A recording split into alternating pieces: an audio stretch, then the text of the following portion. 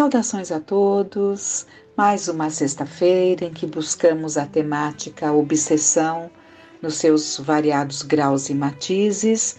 Estamos estudando um caso obsessivo de um dos livros de André Luiz, psicografado pelo Chico, Entre a Terra e o Céu, em que vemos um caso bastante doloroso de uma obsessão entre duas mulheres, uma encarnada, que seria a segunda esposa de Amaro, e a primeira esposa, a Odila, desencarnada.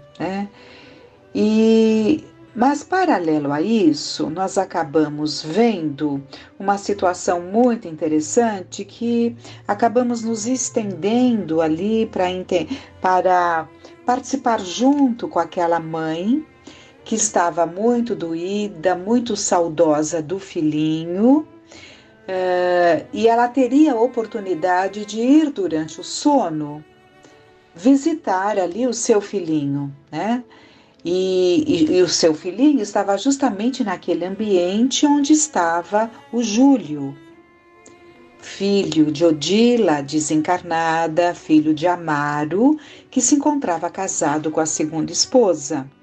Então, como a equipe espiritual ia até o lar das bênçãos, o lar da bênção onde se encontrava Julinho, aproveitaram, levaram algumas mães saudosas, para matar a saudade dos seus filhinhos que haviam partido.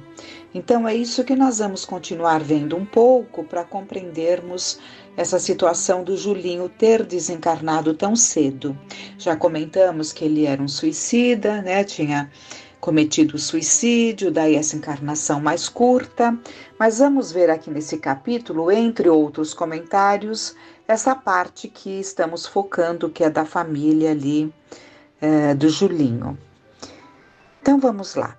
Clarencio movimentou a destra, indicando-nos o quadro sublime a desdobrar-se sob nossa vista. Doce melodia, que enorme conjunto de meninos acompanhava cantando um hino delicado de exaltação do amor materno, vibrava no ar. Aqui e ali, sob tufos de vegetação verde clara, muitas senhoras sustentavam lindas crianças nos braços. É o lar da bênção, informou o instrutor, satisfeito. Nesta hora, muitas irmãs da terra chegam em visita a filhinhos desencarnados. Já comentamos que, havendo equilíbrio, Deus é Pai, não separa corações que se amam. E quão bem não faz a presença dos pais, da mãe, ali junto ao filhinho que está naquele novo ambiente. Mas para isso é preciso equilíbrio, senão sairia em desequilíbrio, em prejuízo essa visita. Temos aqui importante colônia educativa, misto de escola de mães e domicílio dos pequeninos que regressam da esfera carnal. Por que ele fala misto de escola de mães? Porque muitas mulheres que encarnadas foram mais mulheres do que mães, que guardam sentimentos de culpa em relação ao processo afetivo que desenvolveram com seus filhos, elas estagiam nestas colônias onde tem a oportunidade de, junto a essas crianças, irem desenvolvendo o sentimento de maternidade, o sentimento que costuma ser, quando desenvolvido, natural, Mas para muitas não é exatamente assim. Então são exercícios, são experiências que essas mulheres vivem para, quando retornarem ao novo corpo de carne, estarem mais propensas à doação, a uma entrega em relação à maternidade, a seus filhos. Então, o ministro, porém, interrompeu-se de improviso. Nossas companheiras pareciam agora tomadas de jubilosa aflição. Vimo-las desgarrar de inopino, qual se fossem atraídas por forças irresistíveis, precipitando-se para os anjinhos que cantarolavam alegremente, enquanto a que nos era menos conhecida enlaçava louro petis com infinito contentamento a expressar-se em lágrimas. Dona Antonina abraçava um pequeno de formoso semblante, gritando feliz: Marcos, Marcos!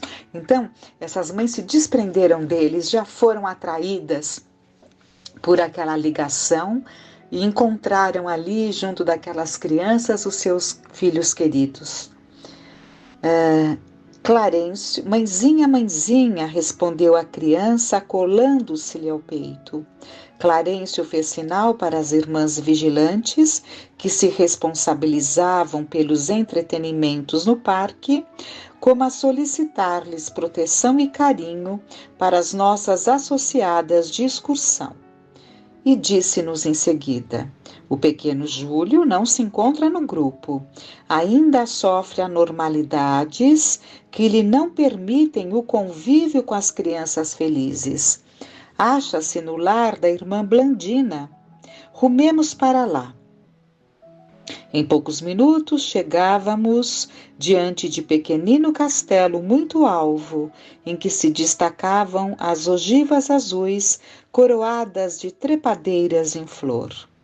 Atravessamos extenso jardim balsamado de aroma, rosas opalinas ignoradas na terra, de mistura com outras flores, desabrochavam profusamente. A irmã Blandina recebeu-nos sorridente, apresentando-nos uma senhora simpática que lhe fora avózinha ao mundo, no mundo. Mariana,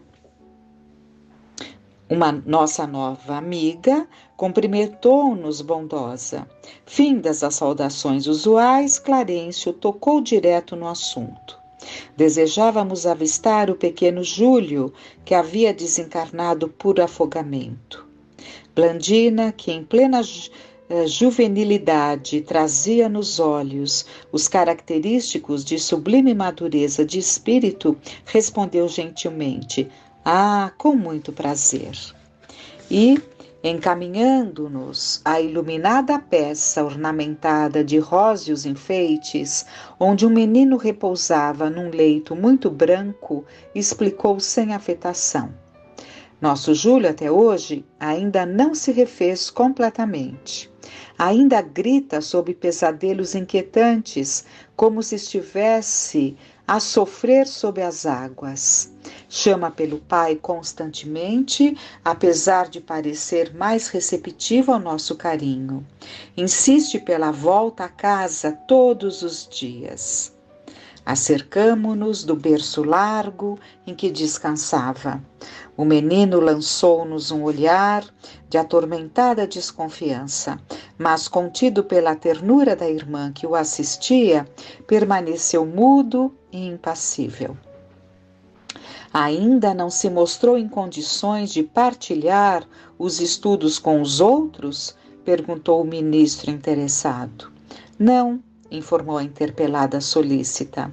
Aliás, os nossos benfeitores, Augusto e Cornélio, que nos amparam frequentemente, são de parecer que ele não conseguirá adquirir aqui qualquer melhora real antes da reencarnação que o aguarda.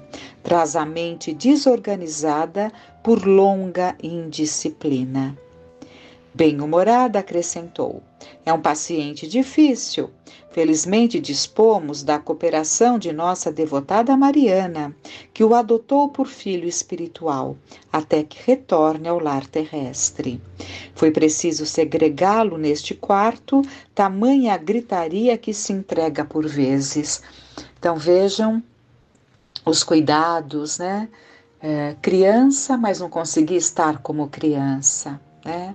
Mas recebendo ali dessa equipe amorosa todos os cuidados necessários, mas num ambiente mais isolado, dado os momentos de grande desequilíbrio que ele demonstrava.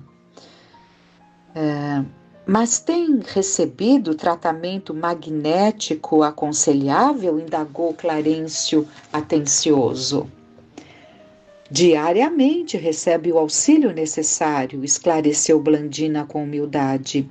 Eu mesma sou a enfermeira. Passes e remédios não faltam. E a irmã conhece o caso em suas particularidades? Sim, conheço.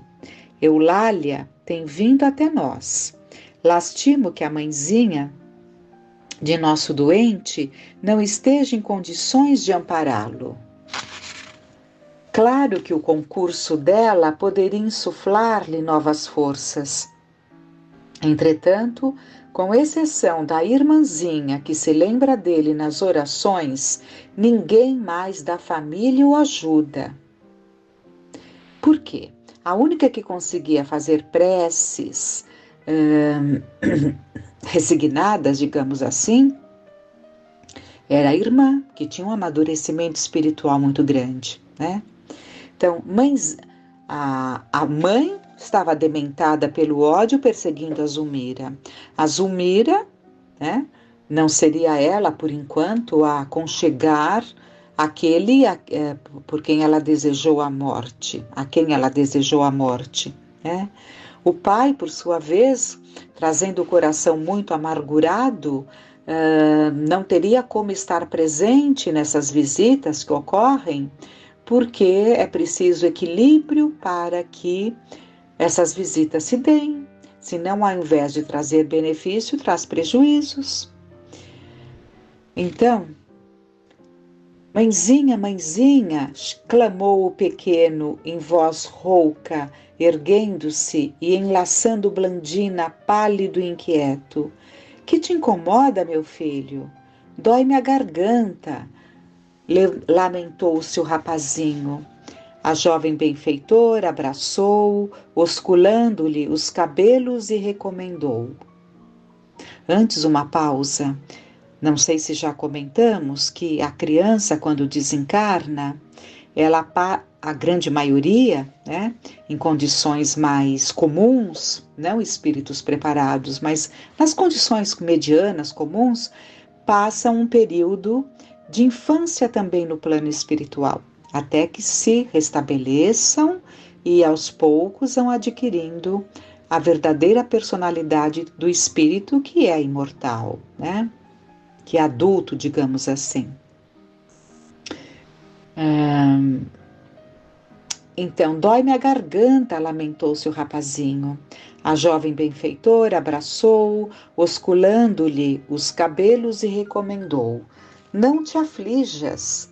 Como é que um moço de teu valor pode chorar assim por nada? Imagina, temos 3 médicos em casa. É impossível que a dor não fuja apressada.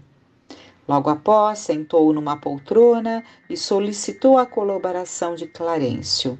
O ministro cuidadoso pediu-lhe abrisse a boca e, surpreendidos, notamos, porque o Clarencio eram médicos, né?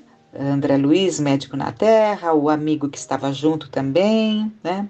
Então, o ministro cuidadoso pediu-lhe abrisse a boca e, surpreendidos, notamos que a fenda glótica, principalmente na região das cartilagens aritinoides, apresentava extensa chaga.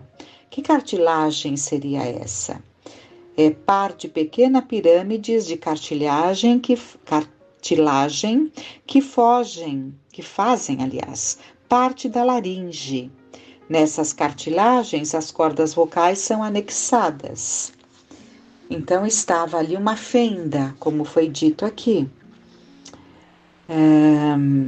uma fenda glótica, com uma chaga, né? Notamos que a fenda glótica, principalmente na região das cartilagens aritinoides, apresentava extensa chaga.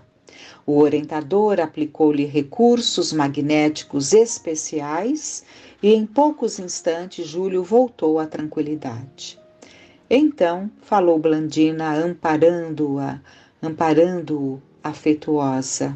Onde está agora a garganta dolorida? E visivelmente satisfeita acrescentou. Já agradeceste ao nosso benfeitor, meu filho? O menino hesitante caminhou para o ministro, beijou-lhe a destra com respeitoso carinho e balbuciou, muito agradecido. Blandina ia dizer algo, mas Júlio correu para o seu regaço, choramingando. Mãezinha, tenho sono. A benegada jovem acolheu-o com ternura, reconduzindo-o ao repouso. Quando tornou à sala, Clarencio informou que doara ao enfermo energias anestesiantes. Notara-o fatigado, resolvendo por isso induzi-lo ao descanso. Por isso que ele sentiu esse sono imediato, né? E talvez porque nos percebesse o cérebro esfogueado de indagações, narra-nos André Luiz, não é? Quanto àquela minúscula garganta ferida, depois da morte do corpo, o ministro explicou. É pena. Júlio envolveu-se em compromissos graves. Desentendendo-se com alguns laços afetivos do carinho no século passado, confiou-se à extrema revolta, aniquilando o veículo físico que lhe fora emprestado por valiosa bênção. Rendendo-se à paixão, sorveu grande quantidade de corrosivo. Salvo a tempo, sobreviveu à intoxicação, mas perdeu a voz, em razão das úlceras que lhe abriram na fenda glótica. Ainda aí, não se conformando com o auxílio dos colegas que o puseram fora de perigo, alimentou a ideia de suicídio sem recuar. Foi assim que, não obstante enfermo, burlou a vigilância dos companheiros que o guardavam e arrojou-se à funda corrente de um rio, nela encontrando o afogamento que o separou do envoltório carnal. Então ele havia tentado com o veneno, né, e já criou graves complicações e depois se atira num rio e desencarna, suicida, consegue suicidar-se. Na vida espiritual sofreu muito, carregando consigo as moléstias que ele mesmo infligira à própria garganta e os pesadelos da asfixia, até que reencarnou junto das almas com as quais se mantém associado para a regeneração do pretérito. Infelizmente, porém, encontra dificuldades naturais para recuperar-se. Lutará muito antes de incorporar-se a novo patrimônio físico. Registrávamos aqueles apontamentos com dolorosa admiração. Uma criança doente é sempre um espetáculo comovedor. Não nos atrevíamos a manifestar nossos pensamentos de estranheza. Todavia o prestimoso amigo, assinalando-nos de certo as dúvidas, acentuou. Há poucos instantes comentávamos a sublimidade da lei. Ninguém pode trair-lhe os princípios.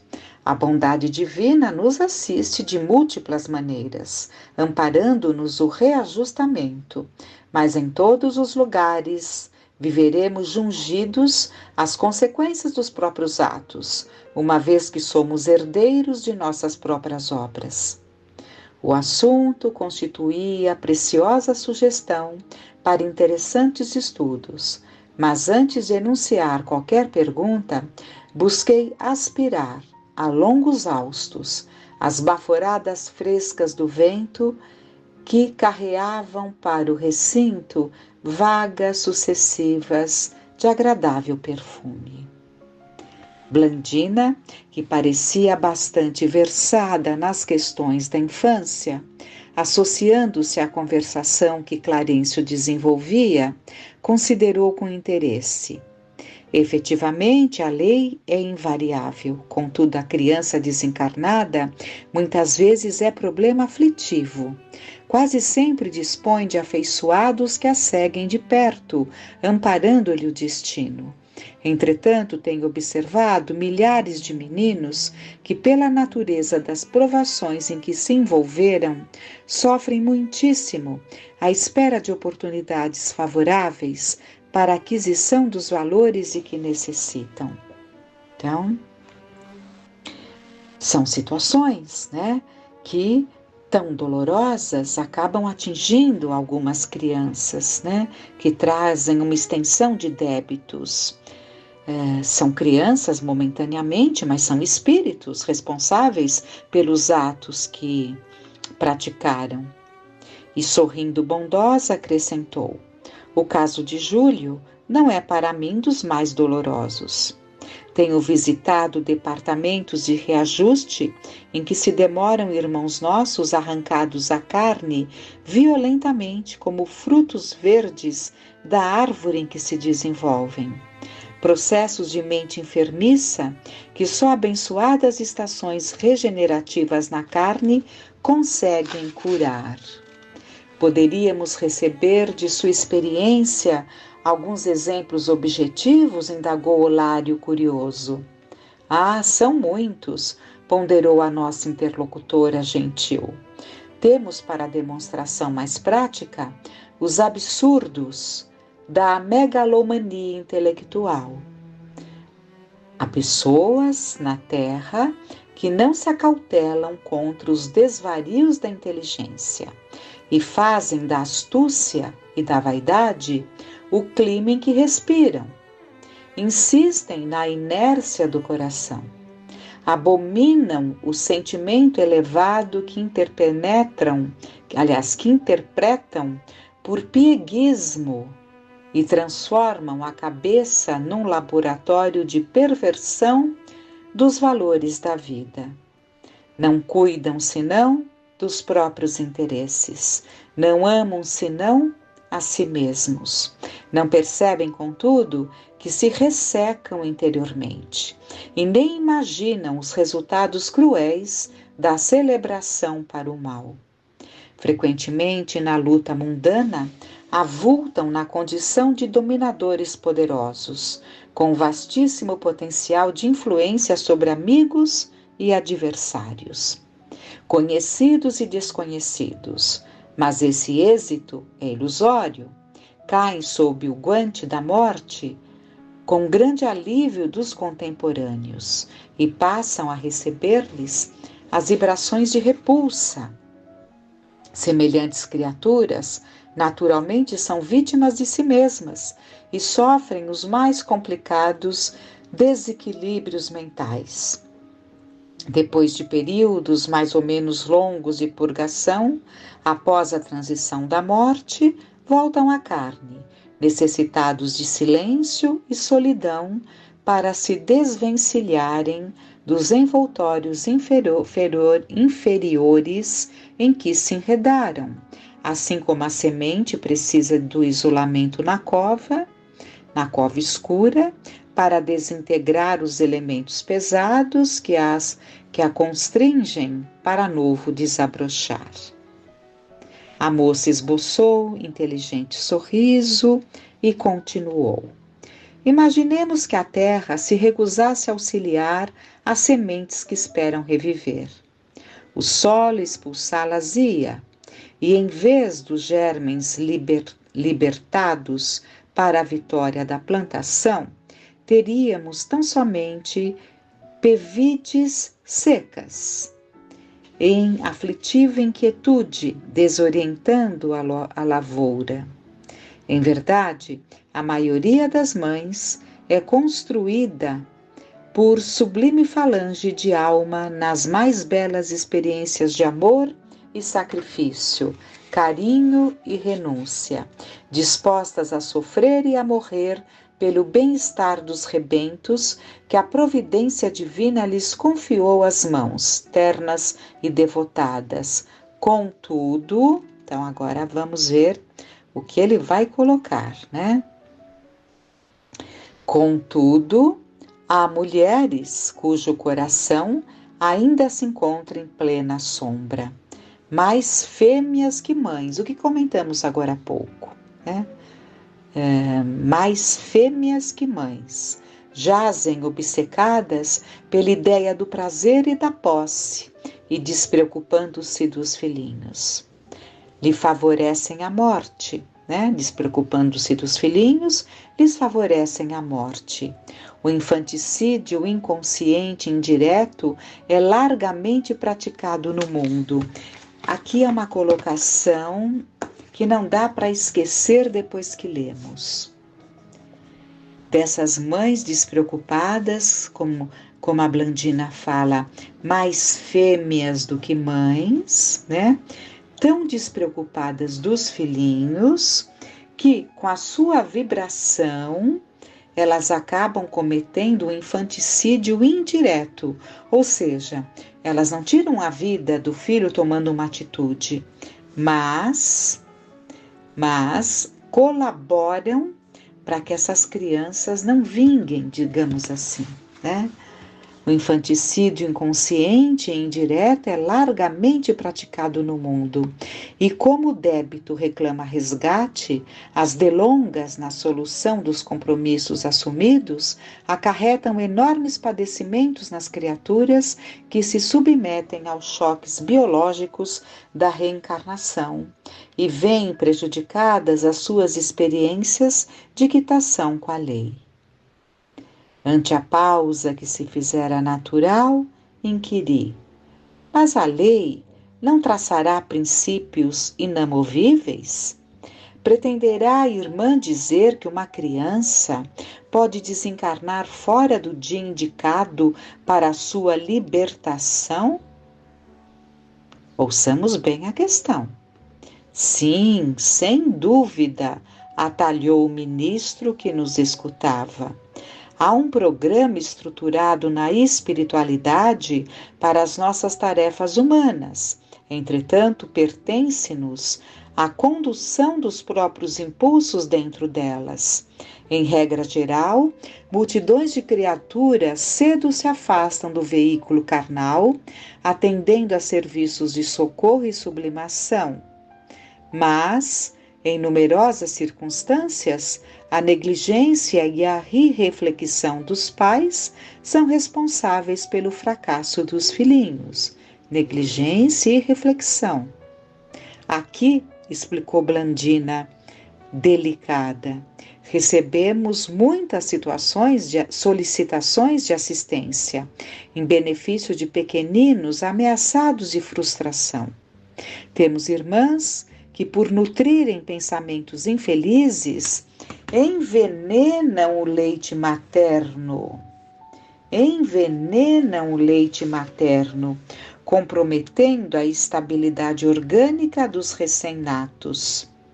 Vemos casais que, em rixas incessantes, projetam raios magnéticos de natureza mortal sobre os filhinhos tenros, arruinando-lhes a saúde. E encontramos mulheres invigilantes que confiam o lar a pessoas ainda animalizadas, que, à cata de satisfações doentias, não se envergonham de ministrar hipnóticos a entezinhos frágeis que reclamam desvelado carinho. Em algumas ocasiões, conseguimos estabelecer harmonia com a recuperação desejável. No entanto, muitas vezes somos constrangidas a assistir ao malogro dos nossos melhores propósitos. Nesses casos, interferi, buscando maiores esclarecimentos. Blandina, porém, percebendo minha indagação íntima, adiantou. Nesse caso, ainda e sempre, a lei é invariável. As provas e tarefas sofrem dilação no tempo, mas serão cumpridas afinal. Aquilo que não se realiza num século pode efetuar-se em outro. Nossa boa vontade e nossa aplicação aos desígnios divinos podem abreviar qualquer espécie de serviço. Quem persiste na direção do bem, mais cedo atinge a vitória. E com o formoso sorriso que lhe bailava no semblante juvenil, acrescentou: não vale fugir às responsabilidades, porque o tempo é inflexível e porque o trabalho que nos compete não será transferido a ninguém. Fiquemos por aqui. Muitas são as reflexões, né? A necessidade de até relermos e adentrarmos mais profundamente nesses preciosos ensinamentos, para percebermos cada vez mais a nossa responsabilidade do nosso comportamento, dos nossos pensamentos. Que Deus nos ajude a alcançar, alcançar esse entendimento. Que fiquemos em paz.